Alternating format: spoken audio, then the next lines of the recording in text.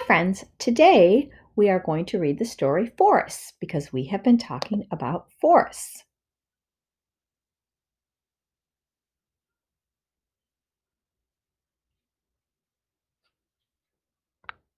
Let me see. Okay, there we go. Forests. A forest is an area of land covered with trees.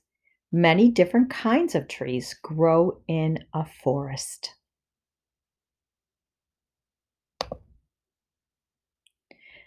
Evergreen trees grow in some forests. Most evergreen trees have needles for their leaves. The needles do not fall off the trees in autumn. Evergreen forests stay green in winter.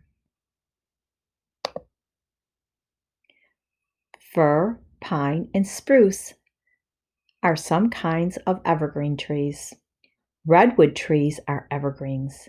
The redwood forests in California have the tallest trees in the world.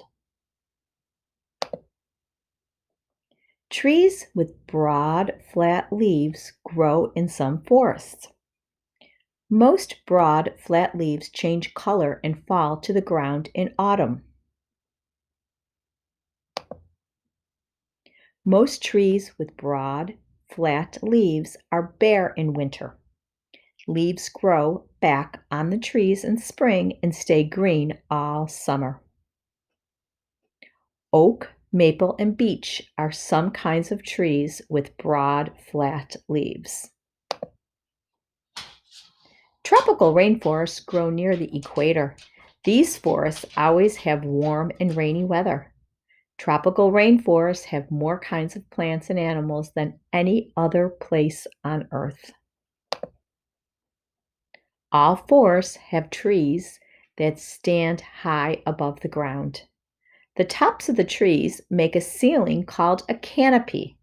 The canopy shades everything below. Smaller trees, bushes, and plants grow in the shade of the canopy. The oldest trees in a forest die and fall to the ground. After they fall, the old trees rot and turn into dirt. New trees sprout in the dirt. Someday this tree may grow to be the tallest in the forest. Forests give shelter to animals. Birds make their nests in the trees. Forests take a long time to grow. We need to take care of our forests.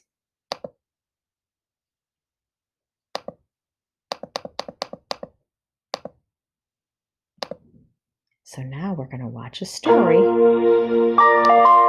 that takes place in a forest.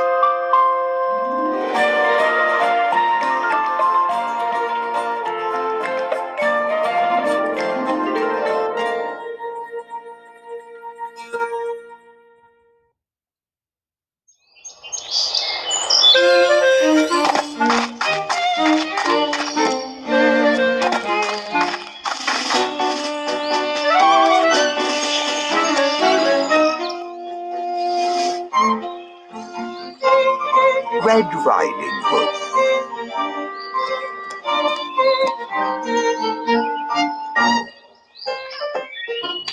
A long time ago, in a simple cottage beside the deep dark woods, there lived a pretty child called Red Riding Hood.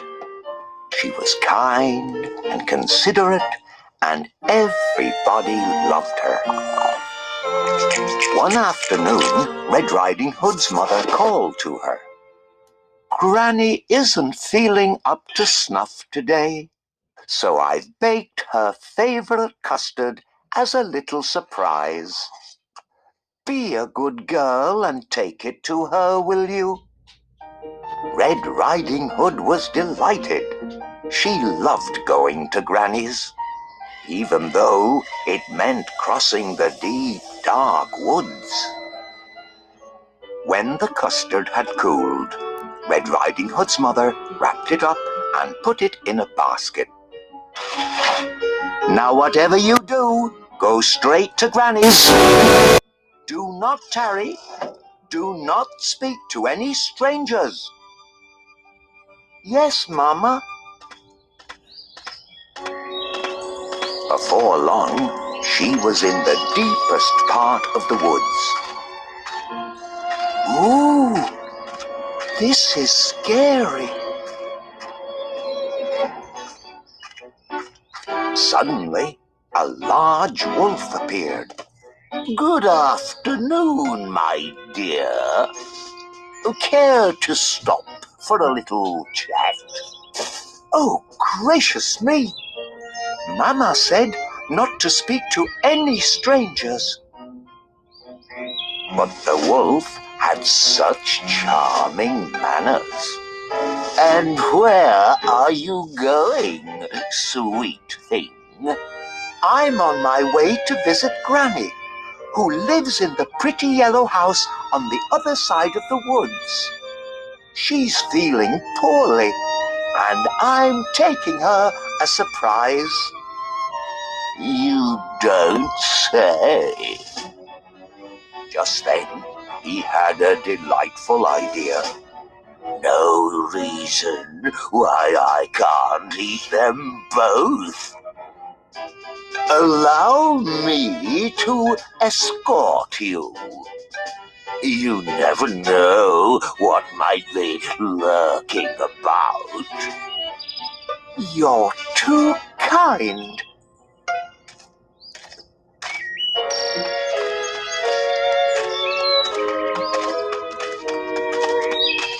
Beyond the forest, they came to a patch of sunflowers. Why not pick a few? Grannies love flowers, you know.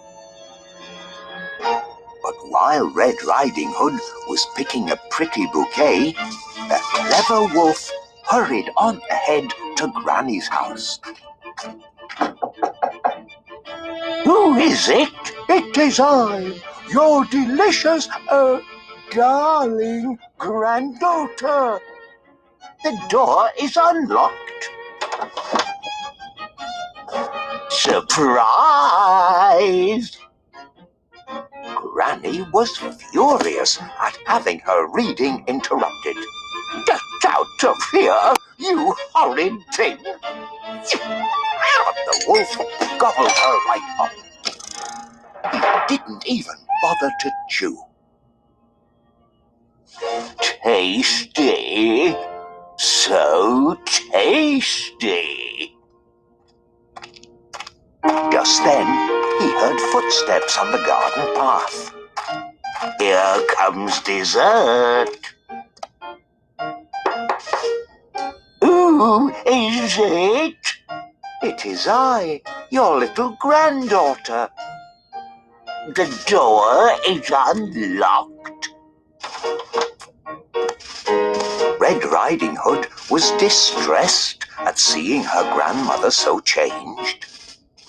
Why, Granny, what big eyes you have! The better to see you, my dear. And Granny, what long arms you have! The better to hug you, my dear. And Granny, what big teeth you have! The better to eat you, my dear. And he gobbled her right up. I'm so wicked, so wicked. But really, he was enormously pleased with himself. And having enjoyed such a heavy meal, he was soon snoring away.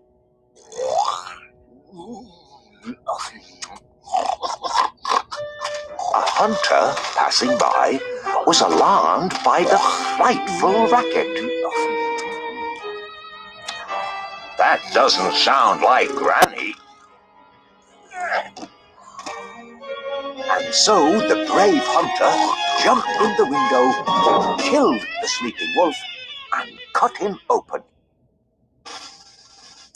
Out jumped Granny and Red Riding Hood. We're ever so grateful. That wicked wolf won't trouble you again.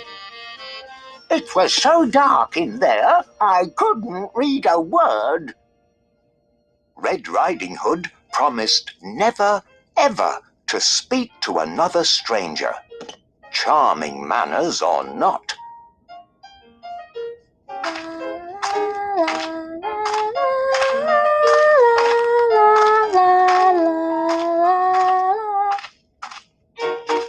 And she never did.